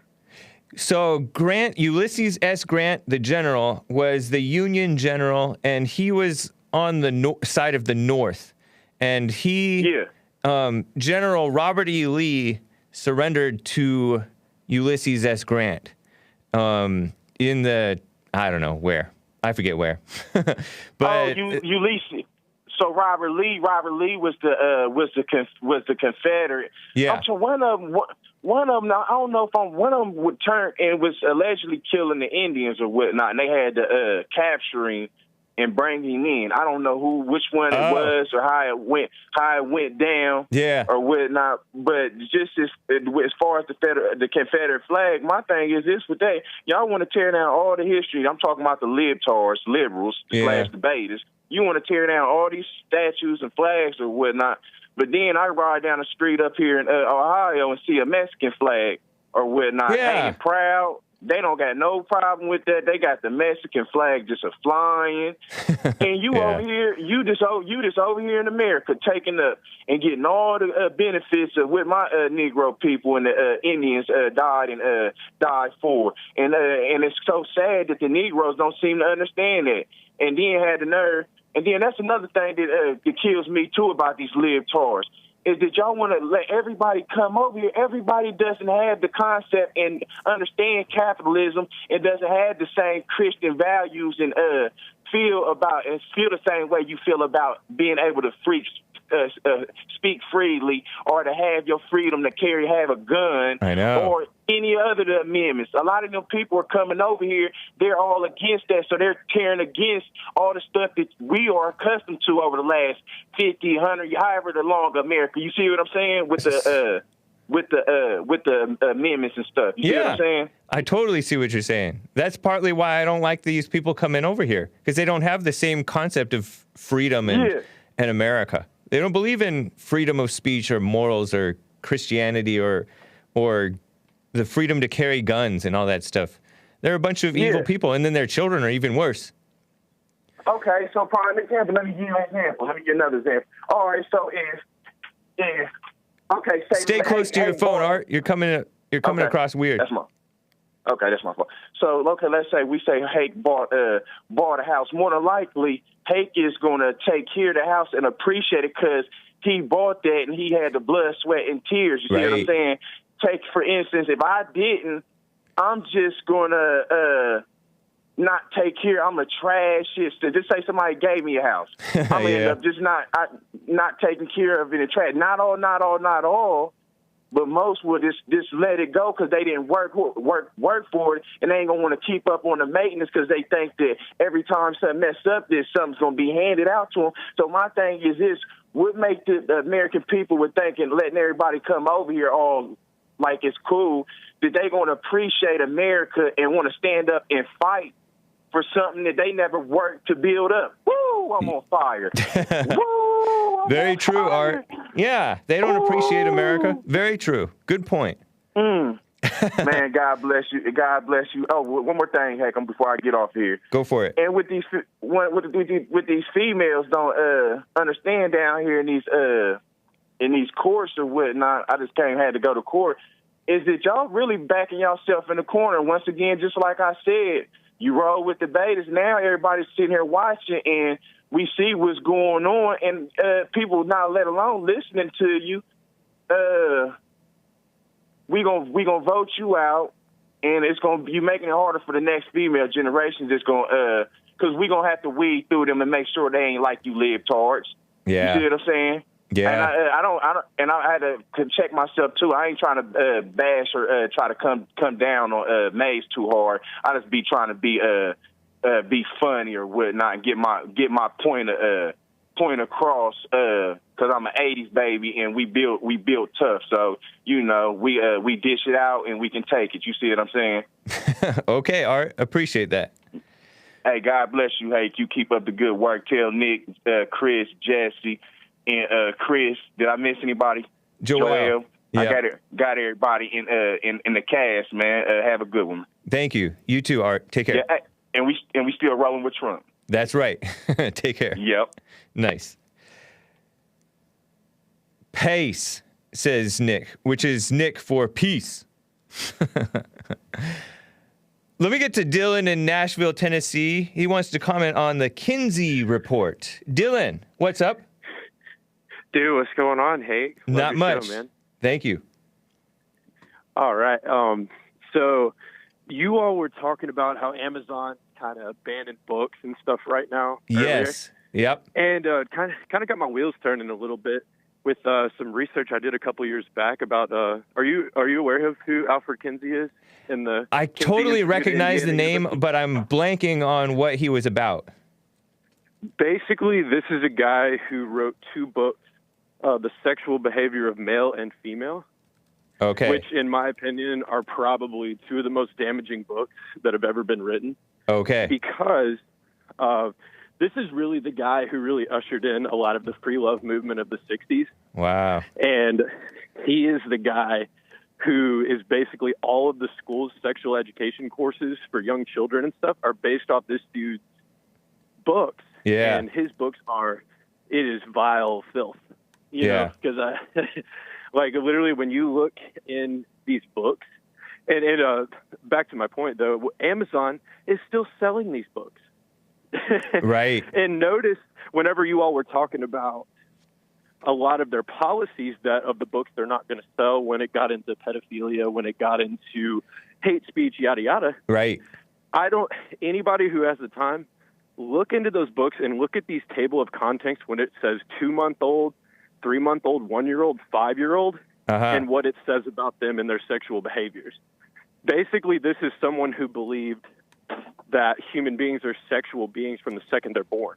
That's crazy. And it's disgusting. Yeah. Oh, it's vile filth. And this is still a guy that our schools are getting their sexual education courses from. Yeah. It was degenerate behavior, and I believe it's responsible for this degenerative generation that we have right now. In part, I'm sure you're right. Yeah, these people who are influencers and all that stuff, they're evil people. Sick. I mean, I really couldn't believe it whenever you see the wordage that this guy uses, and then you understand this is a guy that was just a perverted person. Yeah. Who was trying to use, because he has degrees that he's a quote-unquote biologist and scientist, this man was abusing children. Oh, yeah? And this is the guy we're going to listen to for how we educate children on sexual behaviors. And I feel like this says an immense amount right here. The LGBT community gives this guy an award basically on it's something in Chicago that's like this walk of influential people to the movement. Well, guess who's right there? Him. That's who they give credit. Wow. You know, for so many things. And this is an evil, evil person. That is, seems like a sicko. I'm looking up his Wikipedia right now, Alfred Kinsey. Yeah, I recognize the name and the Kinsey report and stuff like that. I just couldn't place what it was about. But yeah, definitely a sicko. Keep in mind, this is a guy at Indiana University that the Kinsey Institute is still around today and praised as this great place. That's founded on a crazy guy. Yeah. I mean, common sense says these people are, and everybody who supports this stuff is nuts. And the stuff that they support is nuts. Obama wanted sex education for kids as young as 5 or 6 years old, kindergarteners. And they call it age-appropriate sexual education, sex ed. And you have females who fall for this stuff and female-minded liberals. Amen, Hake. It's pretty sick. Thank you, Dylan, for the reminder. Hake. Appreciate that. It's good to hear from you. Hey, God bless you, Hake. All right. Have a great day. You too. Take care. Bye. I cannot get to Joe in Phoenix, Arizona. He wanted to comment on the Capitol, quote-unquote, riot. Blaze and Hogs and the rest of the callers. I cannot get to you, but thank you and shout out to all of the supporters including Brandon M., Dan East, Dark Side of the Bear, What, Marcus Jones Stinks, Cobra Koi 99, Shaggy Boy, Fabriets, William A., Asmodor, Total No Neck, and all you guys appreciate that. And, of course, the Streamlabs supporters, streamlabs.com/The Hake Report, Hot Computer Smell, Noah's Ark, Kansas, and all you guys. TheHakeReport.com for my stuff, JesseLeePeterson.com for Jesse Lee Peterson's stuff. Thanks, guys. Take care.